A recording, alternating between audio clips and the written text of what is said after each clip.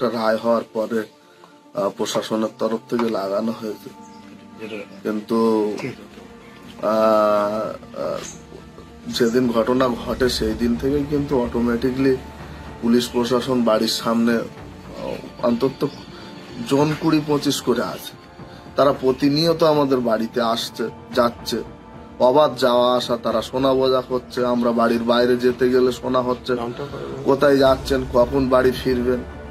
এই সমস্ত কিছুতে তারা একটা যেন সবকিছু মিলিয়ে আমরা যেন একটা বন্দি আছি ঘরের মধ্যে। বাড়িতে আছি কিন্তু বন্দিতে আছি, গৃহবন্দী।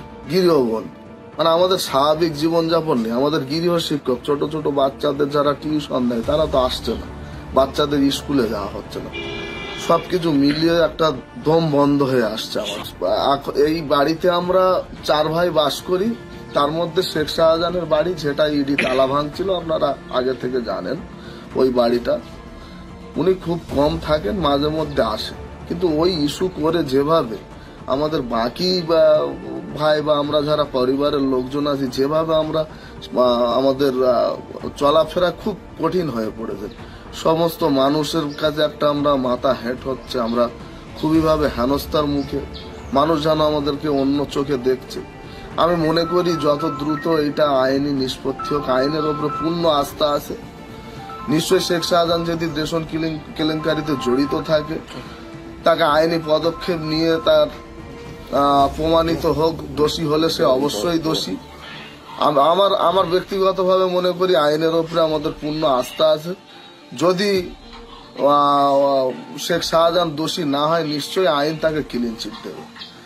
কিন্তু এক শ্রেণীর রাজনৈতিক দল তারা বারে বারে এমন ভাবে জিনিসটাকে লম্বা চওড়া করে দেখাচ্ছে। আমি ওই রাজনৈতিক দলের কথায় শেখ শাহজাহান দোষী, তার এই আছে সেই আছে, কারণ এগুলো মিথ্যে ভিত্তিহীন। এই জায়গায় আমি তাকে দোষী সাব্যস্ত আমি ব্যক্তিগতভাবে মনে করছি না, কারণ আমি আইনের ওপরে আস্থা রাখছি। আইন যদি তাকে দোষী সাব্যস্ত করে, অবশ্যই সেটাকে আমি মান্যতা দেবো পরিবারের তরফ থেকে।